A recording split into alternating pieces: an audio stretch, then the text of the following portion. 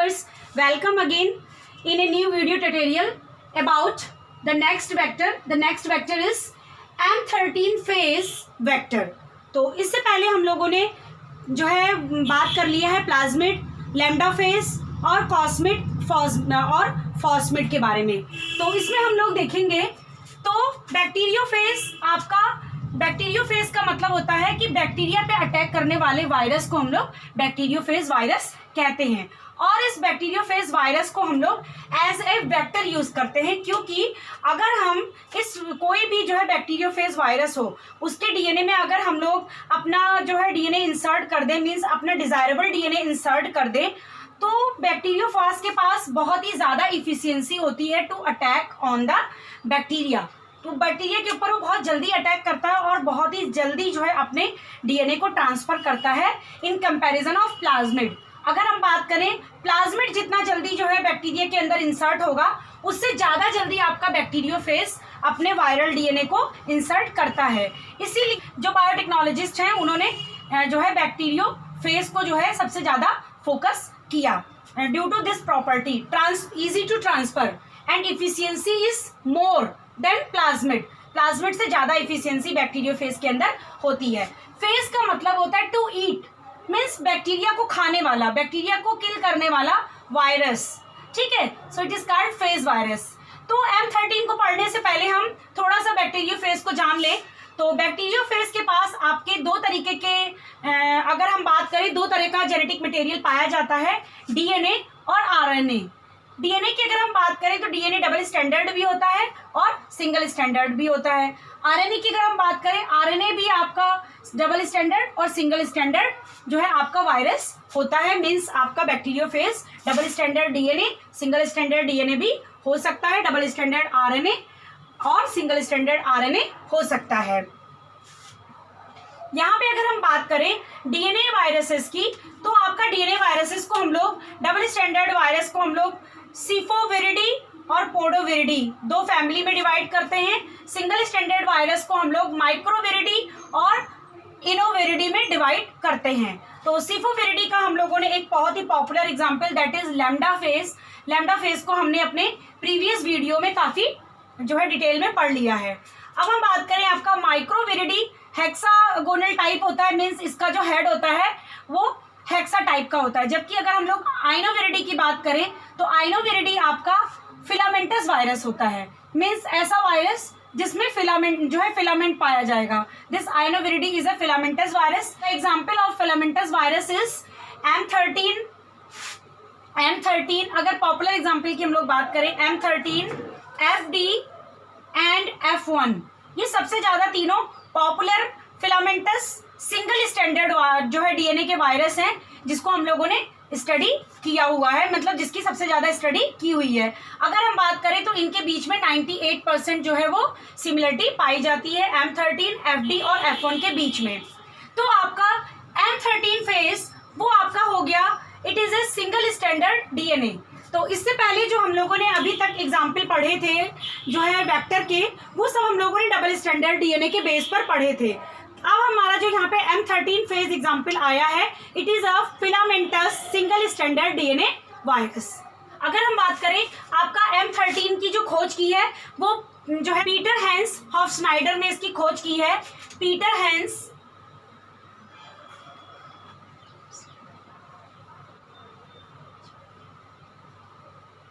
तो आपका M13 phase virus की खोज पीटर हेंस हॉफस्नाइडर ने किया था. सबसे पहले अगर हम बात करें तो 1963 में इन्होंने इसको डिस्कवर किया था. M13 फिलामेंटस वायरस की फिगर को देख लें तो इस तरीके से ये प्रोटीन से कवर होता है. इसके बाहर इस तरीके से आपके प्रोटीन की कवरिंग पाई जाती है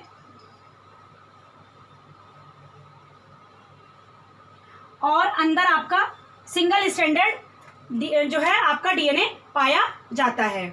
तो नेक्स्ट हम बात करें इसके इंपॉर्टेंस की। बहुत सारे ऐसे एप्लीकेशन में यूज किया जाता है जहां पे हमें सिंगल स्टैंडर्ड डीएनए की जरूरत पड़ती है। मीन सिंगल स्टैंडर्ड डीएनए की अगर हम बात करें, डीएनए सीक्वेंसिंग में आपके सिंगल स्टैंडर्ड डीएनए की जरूरत हमें पड़ती है। वहां पे हम दोनों डीएनए के स्ट्रैंड की सीक्वेंसिंग करके देखते हैं।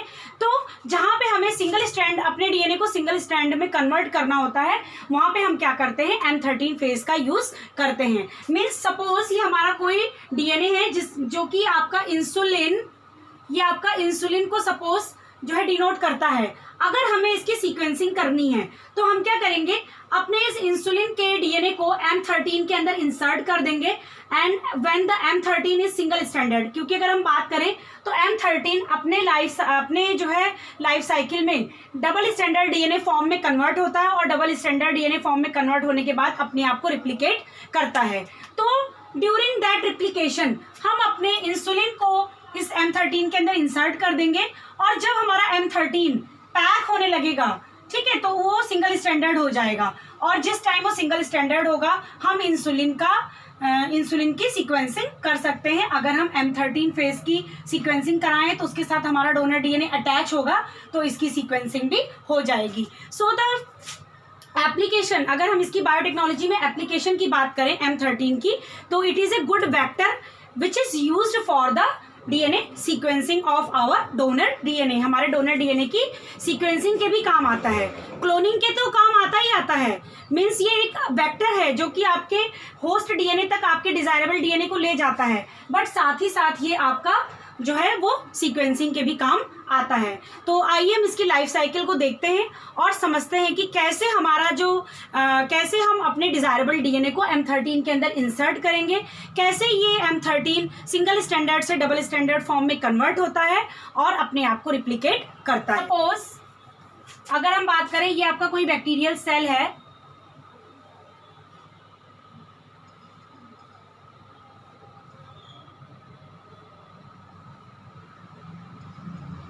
तो M स्टैंड फॉर, यहाँ पे हम आपको बताएंगे कि हम इसको M क्यों कहते हैं, क्योंकि आपका M13 फेज वो जब बैक्टीरिया पे अटैक करता है तो वो सेक्स पिलस के जरिए जो है बैक्टीरिया के अंदर जाता है।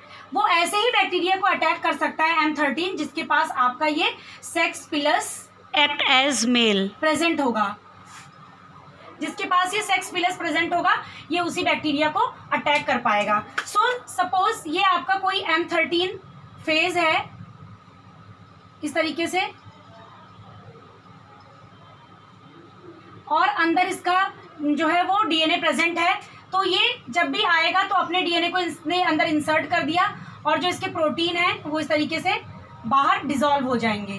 तो अब हम बात करेंगे, ये जो इसका डीएनए है ये अंदर आकर के आपका सर्कुलर डीएनए में कन्वर्ट हो जाएगा। इस तरीके से ये सर्कुलाइज्ड हो जाएगा, सिंगल स्टैंडर्ड डीएनए है, सर्कुलर डीएनए में बदल गया ये। और जब ये सर्कुलर डीएनए में हुआ तो जो डीएनए हमारा इंसर्ट हुआ था इसको हम लोग पॉजिटिव स्ट्रैंड बोलते हैं। फिर ये पॉजिटिव स्ट्रैंड अपनी सेम कॉम्प्लीमेंट्री कॉपी बनाएगा with the help of replication, क्योंकि इसके पास ओराई रीजन प्रेजेंट होता है, ठीक है, इसके पास ओराई रीजन प्रेजेंट होता है। तो ये अपनी सेम रिप्लिकेशन कॉपी बनाएगा, मीन्स प्रेजेंट प्लस स्ट्रैंड से। तो दूसरे वाले जो कॉपी बनी कॉम्प्लीमेंट्री कॉपी, उसे हम लोग निगेटिव स्ट्रैंड बोलेंगे। अब हम बात करें, it is also called RF जो है, it is also called RF stage replicative form, क्योंकि इस प्लस स्टैंड से सिंगल स्टैंडर्ड से इसने अपने आप को रिप्लिकेट किया और रिप्लिकेटिव फॉर्म में कन्वर्ट हो गया। अब हम बात करेंगे, ये रिप्लिकेटिव फॉर्म में कन्वर्ट होने के बाद अब आपका रोलिंग सर्किल मॉडल से जो है अपने आप को रिप्लिकेट करेगा। तो हम आपको यहाँ पे इसके बाद रिप्लिकेशन, ट्रांसक्रिप्शन, ट्रांसलेशन, ये सारी चीजें भी पढ़ाएंगे, तो आप बिल्कुल मत डरिए। रिप्लिकेशन मीन्स होता है डीएनए से डीएनए का फॉर्मेशन, तो ये अपने आप को यहाँ पे रिप्लिकेट करेगा विद रोलिंग सर्किल मॉडल के हिसाब से। तो आपका यहाँ पे जीन 2 प्रोटीन होता है जो कि इसके अंदर प्रेजेंट होता है। ये जीन 2 प्रोटीन आता है और यहाँ पे आकर के ये एक स्ट्रैंड के साथ अटैच हो जाता है। ये जीन 2 प्रोटीन आकर के यहाँ पे अटैच हो जाता है और 3' एंड को, सपोज ये आपका डबल सर्कुलर स्टैंडर्ड जो है डीएनए बना हुआ है जिसको हम लोग RF स्ट्रैंड बोल रहे हैं। जीन 2 आकर के यहाँ पे इसके एक जीन से अटैच हो, एक स्ट्रैंड से अटैच हो गया और 3' एंड को इसने फ्री कर दिया।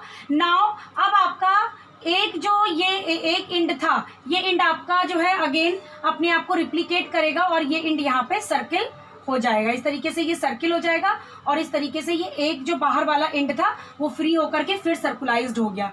फिर अगेन इसने अपने आप को, ये प्लस स्ट्रैंड कहलाया, फिर इसने यहाँ पे अपने आप को जो है रिप्लिकेट किया, अंदर वाला माइनस स्ट्रैंड हुआ, फिर हमारा जीन 2 प्रोटीन इसके साथ अटैच हुआ, 3' एंड फ्री हुआ, ये अपने आप को बाहर निकल करके इस तरीके से रिप्लिकेट कर लेगा, धीरे धीरे ये यहाँ से हट जाएगा और ये यहाँ से जो है धीरे धीरे हट जाएगा, ये रिप्लिकेट होकर के चला जाएगा और 3+ वाला जो स्ट्रैंड था वो अपने आप को अगेन रिप्लिकेट कर लेगा। तो जो ये आपका फ्री स्ट्रैंड हुआ ये अगेन सर्कुलेट हो जाएगा। तो इस तरीके से after the infection of 5 minute, 5 minute के इन्फेक्शन के बाद जो आपका M13 है वो RF फॉर्म में कन्वर्ट हो जाता है, मीन्स रिप्लिकेटिव फॉर्म में कन्वर्ट हो जाता है और लगभग 20 से 25 मिनट के बाद ये अपनी कई सारी कॉपी बना लेता है। जब इसकी बहुत ज़्यादा कॉपी इसके अंदर बन जाती हैं आफ्टर 20 to 25 मिनट, अगर हम लोग बात करें पोस्ट इन्फेक्शन स्टेज के बाद, लगभग जो है आपके जब यहाँ पे इसकी कई सारी कॉपी बन गई इस तरीके से, तो आपका जीन 5 जो कि अभी आपका इनएक्टिव फॉर्म में है, मीन्स इसका अमाउंट बहुत कम है, इसका अमाउंट धीरे धीरे बढ़ जाएगा जीन 5 का, और ये जीन 5 आ करके आपके single strand single strand distract होता है, उस सिंगल स्ट्रैंड के साथ आ करके आपका जीन 5 इस तरीके से अटैच हो जाएगा। This gene 5 is called single stranded DNA protein. ठीक है, ये जीन 5 आपका सिंगल स्ट्रैंडर्ड डीएनए प्रोटीन है, ये आकर के आपके सिंगल स्ट्रैंड के साथ लग गया, अगेन ये इसको रिप्लिकेट नहीं करने देगा और जो आपका M13 था वो इस तरीके से अपने कैप्सिड के अंदर पैक हो जाएगा। तो ये आपका अंदर जो है ये डीएनए हो गया और इस तरीके से ये आपका कैप्सिड के अंदर M13 रेडी हो जाएगा। तो ये आपका M13 जो है रेडी हो गया with the help of gene 5। तो अब हम बात करें ये आपका जो M13 होता है ये कभी भी बैक्टीरिया को किल नहीं करता है और बैक्टीरिया की बॉडी से ऐसे ही बाहर निकल जाता है। So the advantage of this M13 is this phage is not kills the host cell या होस्ट जो है आपके होस्ट बैक्टीरिया को ये किल नहीं करता है। तो यहाँ पे हम क्या देखते हैं, हमने अपने यहाँ पे मल्टीपल कॉपी बनाई, अपने जो है डोनर डीएनए को हार्वेस्ट किया। ठीक है, हम यहाँ पे अपने डोनर डीएनए को हार्वेस्ट कर सकते हैं। तो यहाँ पे हम लोगों ने अभी इसकी लाइफ साइकिल देखी, अब हम देखेंगे कि किस टाइम पर हम अपने डोनर डीएनए को इसके अंदर इंसर्ट करें। तो इट इज़ वेरी सिंपल, जब आपका ये RF फॉर्म में आया, ठीक है, अगेन आप यहाँ पे देखिए, जब ये आपका RF फॉर्म में आया तो हम क्या करते हैं, क्योंकि आपको पता है restriction endonuclease double stranded DNA को कट करता है और ऑलरेडी आपका इसके पास जो इसका सिंगल स्ट्रैंड गया हुआ था, इसके पास ओराई रीजन है, मैंने आपको कॉम्प्लीमेंट्री कॉपी किया, मीन्स RF फॉर्म में आया तो इसके पास जो है यहाँ पे जो भी रिस्ट्रिक्शन इंडोन्यूक्लियस की कॉपी थी वो दोनों स्ट्रैंड के पास आ गई। अब यहाँ पे जब हम रिस्ट्रिक्शन इंडोन्यूक्लियस से इसको कट करेंगे तो ये दोनों डबल स्ट्रैंडर्ड डीएनए को कट कर देगा। ठीक है, इस तरीके से डबल स्ट्रैंडर्ड डीएनए को कट कर देगा। तो जब हम यहाँ पे सपोज यहाँ पे ये GT हो गया तो यहाँ पे ये TG होगा, यहाँ पे ये CG होगा तो यहाँ पे ये GC कॉम्प्लीमेंट्री, इसका कॉम्प्लीमेंट्री। तो जब भी हम अपने यहाँ पे डोनर डीएनए को इंसर्ट करेंगे, ठीक है, तो एक का जो है माउथ इस तरफ होगा एंटी क्लॉकवाइज और दूसरे का माउथ जो है क्लॉकवाइज होगा। इस तरीके से जो हमारा डोनर डीएनए होगा इसके अंदर इंसर्ट हो जाएगा जो है आपका M13 के अंदर।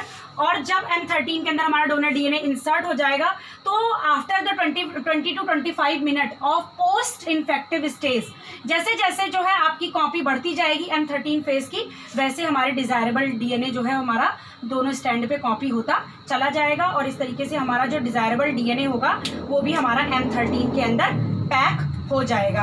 तो होप सो आप बात को समझे होंगे। ये हमारा M13 फेज की लाइफ साइकिल। M13 फेज क्या होता है? M13 phase is a single standard filamentous viral particle. जो है ये हमने इसकी लाइफ जो है साइकिल को देखा कि इसकी लाइफ साइकिल कैसे होती है। इसमें RF फॉर्म जो है आता है, RF फॉर्म में ही कट करके डबल स्टैंडर्ड डीएनए को रिस्ट्रिक्शन एंडोन्यूक्लियस से कट करके हम अपने डोनर डीएनए को इंसर्ट करते हैं तो जैसे जैसे अब लाइफ साइकिल, जैसे जैसे वायरस अपनी कॉपी बढ़ाता है वैसे वैसे हमारा डोनर डीएनए भी कॉपी होता है।